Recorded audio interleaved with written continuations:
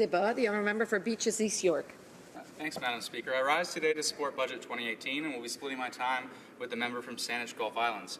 Budget 2018 includes important investments in science and investigator-led research, a number of measures to advance gender equality from pay equity to improve parental leave, a nature fund to improve conservation efforts, new support for international development assistance, and significant funding for Indigenous communities, including to address the Human Rights Tribunal child welfare decisions. These priorities are a reflection of what I heard from my constituents in Beaches East York and what we heard from Canadians across our country. I could spend a good deal of time on any one of these measures, but today I will speak to a more general question. What does a smart and compassionate tax and benefit system look like? While Conservative opposition MPs occasionally act as if they don't believe in taxation at all, under both Liberal and Conservative federal governments, there have been major transfers to provinces, including for infrastructure, major transfers to persons, including for seniors and children's benefits, and significant spending on our civil service. As Oliver Wendell Holmes long ago noted, taxes are the price we pay for a civilized society. And we should be able to have a thoughtful discussion in this House about how taxes can be fairest and most efficient.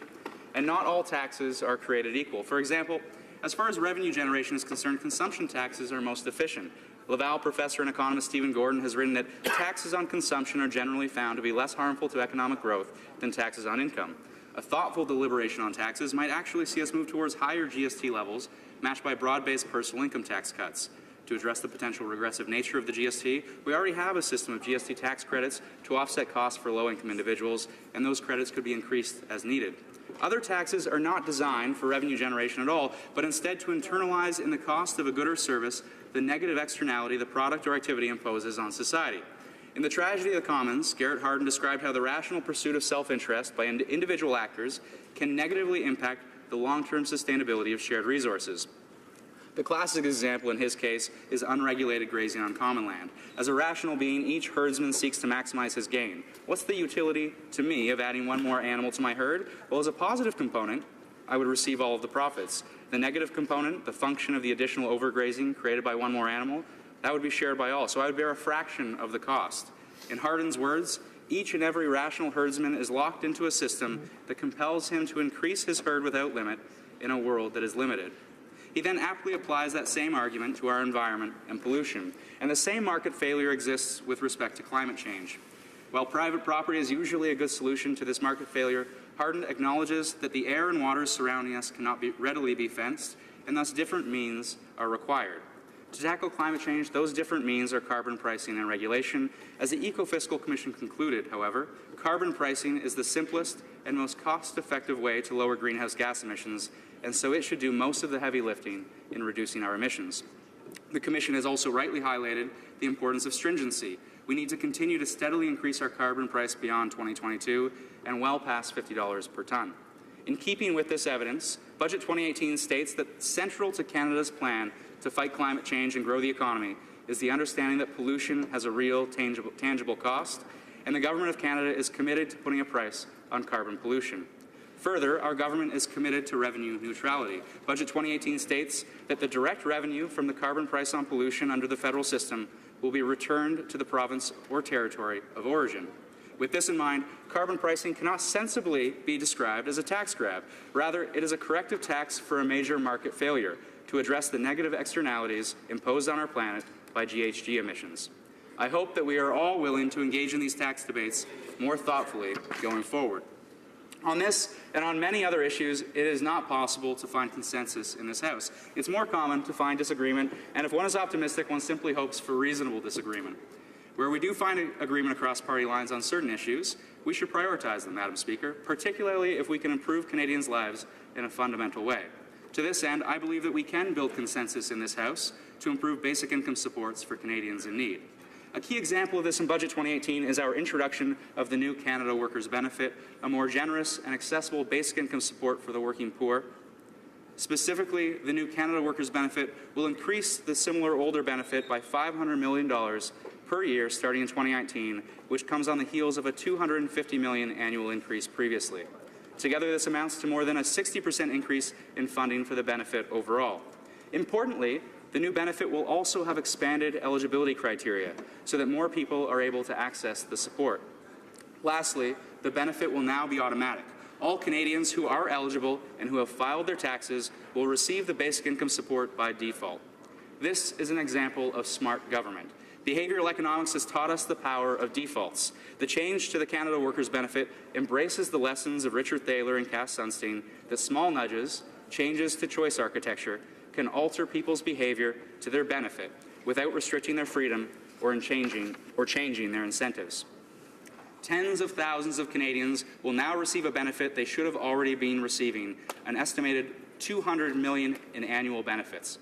Finance estimates that 300,000 more Canadians will receive the new Canada Workers' Benefit than its older version because of the expanded eligibility criteria and automatic enrollment, and Finance further estimates that 70,000 people will be lifted out of poverty. This builds on the success of other basic income support programs that our government has strengthened, making it an important impact in poverty reduction and helping to build a more humane and compassionate society. According to a Library of Parliament analysis conducted at the request of my office, in 2017, largely as a result of changes introduced by the government in 2016 to children's benefits and the GIS for seniors, it's estimated that 695,000 individuals will be lifted out of low income. This number will continue to climb with the indexation of the CCB and the new Canada Child Benefit, or the new Canada Workers' Benefit.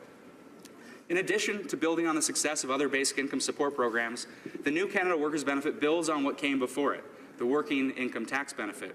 The WITB was first introduced in a federal budget by then Liberal Finance Minister, the member for Regina-Wascana, and now Public Safety Minister. But it became a reality in 2007, Madam Speaker, through the work of then Conservative Finance Minister Jim Flaherty. Fast forward to last year's NDP leadership race, and the member for Timmins, James Bay, was calling for a significant increase and expansion of the WITB. In short, we see support for the program across the political spectrum and a real potential for consensus. If we want to work across party lines and together make a major impact on the lives of Canadians in need, we should keep calling for an increase to basic income support programs and especially the Canada Workers' Benefit. Together, we spend over $50 billion every year on elderly benefits through OAS and GIS. We spend approximately $23 billion every year on the Canada Child Benefit, the GST tax credit almost $4 billion annually. But after improvements to the Canada Workers' Benefit, it will still be just over $2 billion per year. There is room to make a bigger impact by continuing to expand this benefit in future years, and I hope there is room to build consensus in this House toward that goal. After all, there is little more fundamental to a person's life than their economic security, and we have a very high proportion of Canadians living in poverty who are working. Basic income support programs like the CCB, the Canada Workers' Benefit, the Guaranteed Income Supplement, they have proven to be efficient and effective. Dostoevsky wrote that money has coined liberty, and there is no doubt an emancipatory value to these basic income programs. Freedom from the stress of income insecurity, freedom from worrying about having the basic necessities of shelter, food, and clothing, also means the freedom to pursue one's happiness and the freedom to refuse harmful employment and other exploitative relationships. We know that direct transfers to persons based on income tax filings are low cost and efficient. We know that low-income Canadians spend their benefits on necessities and that such spending can play a role in economic growth. We know that there are serious costs to poverty for our society and for individuals. And while there are important pilot projects going on around the world and here in Ontario, we know from our own federal experience with GIS, the CCB, now the Canada Workers' Benefit, that basic income support programs work. We know that there is an opportunity for consensus across the aisle on this issue to fundamentally improve the lives of Canadians in need in a way that is both smart and fair.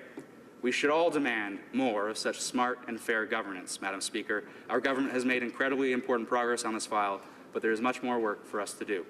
Thank you.